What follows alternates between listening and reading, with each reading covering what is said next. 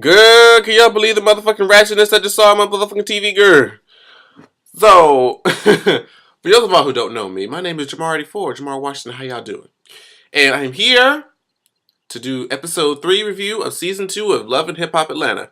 Before I get into it, how y'all feeling my glasses? Are y'all feeling the frames? I like it. I like it a lot. But anyway, let's go ahead and get started into this ratchet review. I'm gonna have to cut some, only because YouTube only gives me 15 minutes to do these things. I'm gonna have to cut some things out that I weren't really, all that interesting.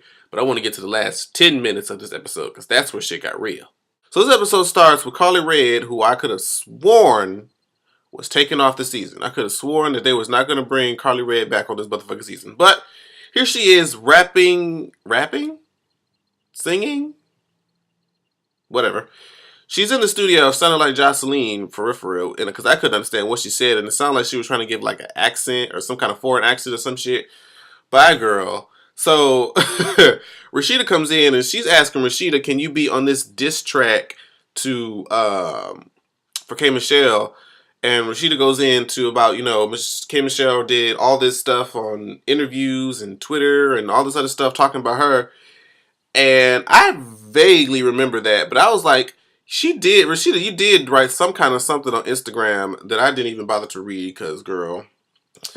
Anyway, so she's just like, I want you on this diss track, I want you on this diss track. Because, Carly Red and K Michelle had that, shaking the table scene, that epic scene from the first season. So I understood they beef, and I really almost forgot why Rashida and K Michelle had beef. I had to remember from the recap, and that's when she had that whole, well, maybe, what was that? Memphis. Maybe Memphis didn't whoop your ass, or maybe he didn't do this, and K Michelle got pissed, and that was that. So they try to do this diss track. I'm like, y'all too grown for this shit, to be completely honest with you. Y'all too grown to be doing diss tracks. K Michelle, you in this too, bitch. Come here. You in this too. You, Rashida, Carly Red, all y'all too old for this shit, okay? Y'all need to just get y'all lives together, put your grown woman panties on in my Inyala Van Zant voice, and just get it together. So we get to Miss Mimi Foss, and this housewarming fiasco that she had. Girl, she had to have known that this was going to turn into a war, an all-out war. But in honesty, yes, Mimi threw the house party and invited the wrong people. She invited her friends, but if you don't invite people in the close-knit space that will have issues with one another, because then it's just going to make the whole event that much more awkward and just no. But it wasn't even Mimi's fault that this was, everybody was going through the motions, even though K Michelle and Rashida felt the tension, you cut it with a motherfucking knife. Nobody said anything. It was Arian's ass. Okay? It was Arian who was like, K Michelle, you alright? You good? Okay, cool. Rashida, how you feeling? You alright? You good? Why don't y'all say hi to each other? What? Bitch, why would you do that? If you know me and this person, this is not the time. We're supposed to be sitting here and celebrating my bitch's, housewarming party, and you sitting there trying to make us talk and be cordial with one another? I think not. So Arian's the one that ignited that shit. And once she set fire to the goddamn fuse, it was it. Cause then they going back and forth. Somebody been called a motherfucking horse and zoo animals and witches and just insult after insult going back and forth. Rashida tries to walk out. K Michelle basically calls Rashida's husband gay. Then she storms back in like, bitch, what you say? And apparently throws some invisible candle at Rashida because I didn't see it. Did y'all see it? Because I didn't see it. So next we have Scrappy and his mama coming up. And Scrappy basically is approaching his mama about this whole fuckery that she did at the studio. And she was like, and in so many words, Scrappy's like, what the fuck are you doing? If I'm sitting here telling you I'm trying to be with Erica, why are you bringing Shay around? Like, why are you doing this undertaker shit? This shit is mad disrespectful. And just like always, whenever Scrappy gets down on Mama D about something, she's always like, oh yeah, I feel you. I hear you loud and clear. But then goes right behind his back and does some more underhanded shit. Like, Mama D, something is really wrong with Mama D, like, up in this area, because I don't know what world she lives in where she's this queen. And she was like, I'm looking down on all the peasants. I'm looking down at I'm like, bitch, how are you the queen looking down on the peasants when your hair looks greased, when it looks like somebody greased the fuck out of your kitchen. This is what they call the kitchen, right? They look like they greased the fuck out of your kitchen and then just attached and glued some weave, started from the middle of your head on down. Like, that's not royalty, bitch. That's not royalty. So Mimi meets Stevie J out at this restaurant. Ignore that phone ringing in the background. Mimi meets Stevie J in this restaurant, and basically this whole meeting was supposed to be about how Stevie J and Mimi are gonna set up some sort of schedule about Stevie J still being in contact with their daughter. So he's like, where you live. I don't want to have to come and I want to be able to come and pick her up. Like, where do you live? Where do you stay? And Mimi's like, I'm not telling you where the fuck I live. So we can either you can come here on this day, come here on that time, or no, that was Stevie J. She's like, am I just supposed to meet her on Tuesday at 6:30 and Wednesday at such a time? Mimi's like, well, yeah, kinda, bitch. Like, I'm not gonna tell you where you live. Like, I can bring you to her. We can meet in a mutual place, and you can pick her up that way. But I ain't tell you where I live. Uh-uh. Uh-uh. And Stevie J keeps talking about, I can find you, right? Like, and Mimi's like, well, I'm sure you can. I'm just not gonna tell you, bitch. So then Stevie J's asking him or asking Mimi are you seeing somebody? Are you seeing somebody else? Is he buff like me? Does he have as much money like me? Can he work like me or something? And she said, Mimi's like, I'm doing me.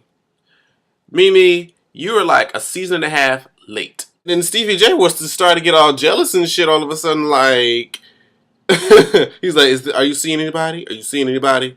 Is he big like me? Does he do this? Does he do that? I'm like, Stevie, girl, why is it suddenly when you know you got your situation going on with both Mimi and Jocelyn that they're just supposed to just be copacetic and everybody just live together in motherfucking harmony, but when one of them tries to, well, really both of them are trying to be like, I ain't doing this shit no more. Don't nobody want to deal with that shit. When they do that, then all of a sudden, oh, they tripping, they doing this. Stevie gone somewhere, and I see in the next the next season, or not the next season, but the next episode, you and Benzino break up. But then again, Benzino did some underhanded shit. We're gonna get to that in a second. But before Stevie and Mimi leave, he's like, you're looking real good tonight. And Mimi's like, I know, thank you. And he's like, give me a kiss. Mimi's like, no. And he just gets up, kisses her on the cheek, and she's like, she didn't do all that, but that's what she wanted to do, because it seemed like his kiss was just toxic, and it probably is, to be honest. They try to pan off into this whole Rashida and her husband and what happened, and Kirk trying to grow balls all of a sudden. To be honest, I'm not too much interested in this part of the storyline. Kirk, I do believe that you're kind of gay because you took that like a queen would, and I'm just going to move on past you. So Scrappy and Erica they're out grocery shopping or whatever, and this is when Scrappy decides to tell Erica about the dinner that he plans to throw. And basically Erica's thing is like, why? We've clearly seen that when me and Mama D get together, or when we're in that kind of environment, shit just don't go right. So like, I don't feel like us doing this is going to make it any different. But, just because it's an attempt to be copacetic, I'm just going to follow through with it. I'm going to follow through with it. That was Erica's, state of mind. So Jocelyn's doing her set, still doing in her her Spanglish. Don't nobody too much understand what she's talking about, but there's a nice beat to it. Okay, whatever. After the show is done, her and Dawn go backstage. They're talking. Okay, we just earned such and such dollars. This is my cut. This is your cut, bitch. You're booking the shit. And they slap hands or whatever. So here comes Stevie J ass talking about, so how much money did we make? Where my cut at? Where my cut at? Jocelyn's like, bitch, who the fuck you think you are trying to come up in here and get some goddamn money? Dawn booked this shit, not you, bitch. So what the fuck? And I still have yet to see a contract, bitch. I told you that I'm not gonna give you no money until I see the motherfucking contract. And Stevie J is and then they storm out, and then Stevie J trying to pretend like Jocelyn got a problem with not paying her money. Bitch, you never showed her contract. If your contract isn't present and you're not seeing the bindings of what you have, then you're not obligated to pay them. Granted, you should have been smart in the first place and looked at the contract initially instead of just signing away. So Jocelyn and Carly Red are out at this park. They're talking. They're chit-chatting up. They're talking about what's going on with your man, girl. What's going on with your man. He's like, oh, my man is good, but we doing this, that, and the fourth, and he got this problem, blah blah blah. And Carly Red tells Jocelyn that, not Scrappy, Benzino tells her that that he slept with Jocelyn. And Jocelyn's like, what the fuck? And she's in the confessional like, bitch, how you gonna say that you slept with me and you didn't even got no neck? I was like, ooh, damn. Ooh, damn, girl. Ooh, damn, girl. She's like, I need to be able to look on your neck and you like this. Jocelyn is the first person to actually acknowledge that shit on the show that Benzino is minus a neck. It's not even exaggerated. If you see his picture on his Twitter picture on Twitter, it's non-existent. It's non-existent. So she was like, you know, he ain't even got no neck. He ain't got enough money to deal with. He ain't even got enough money to be trying to fuck with me. I don't know why the fuck he would say that. And I don't know why either, Benzino. That seems a little out of character for you. But if you're trying to go around, especially when Stevie J is your dude, like, what's going on with that? And here comes the best part of the whole motherfucking episode. This dinner. Bitch, the foolery started from the prayer. So I think it was Scrappy or one of the two that was sitting there trying to do the prayer. And here on Mama D looking up and looking around, looking foolish. I'm like, what is she doing? She just look crazy all the time. Like, so then this is how it starts. McKnown, or whatever Erica's mama name, is trying to get the ball rolling. And when Scrappy's talking about, you know, I feel like, you know, you just didn't never support the relationship. You never felt or really, you know, gave the blessings or whatever.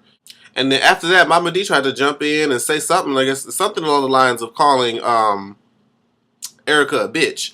And Erica starts going off. That just ignites her shit. And she's just like, Erica says that Mama D don't know her motherfucking place.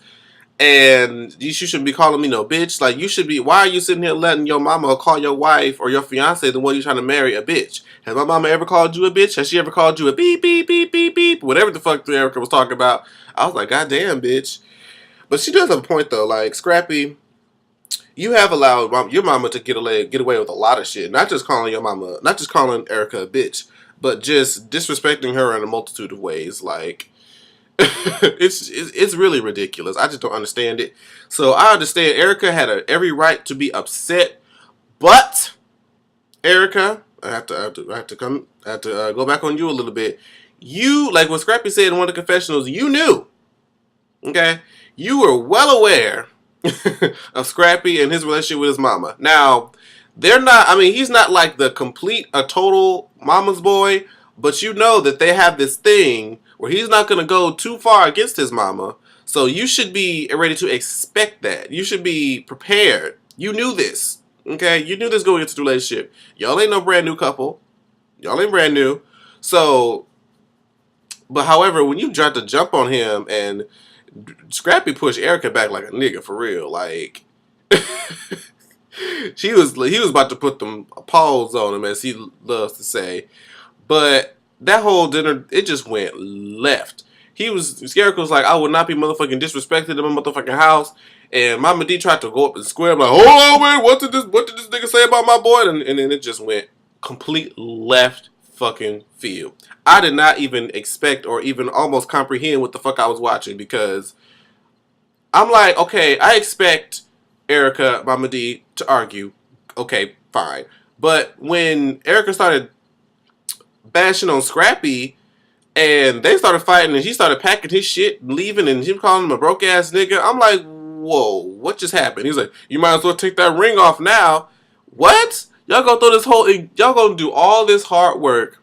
Y'all did all that shit just to have one altercation, which I think just stemmed from Scrappy telling his mama not to call him a bitch. He should have done that before, but okay, he said in front of your face, Erica, he said to his mama, don't call my fiance no bitch no more. And then that was it. Like, he should have done it before, but I mean, give the man some motherfucking credit. So, it was just a hot ass mess. And it was just, I just can't understand why something happened between Scrappy and Erica. They should have been like this, but she's calling him a broke ass nigga and telling him to get out the house, and Scrappy's yelling in the parking lot talking about, I want my ring back, after Erica rolled away into the goddamn sunset. It was just a mess. I need clarification on what the fuck just happened. I really do need clarification. So, leave your thoughts about this episode in the comments, you guys. I've been trying to get this episode uploaded for the longest, but shit just be going wrong. But I got it done, and y'all know I can't wait for Bad Girls Club. Y'all know I can't wait for Bad Girls Club tonight. Valentina, I'm ready to read your ass. But anyway, guys, I'll see you guys in the next video. Bye-bye.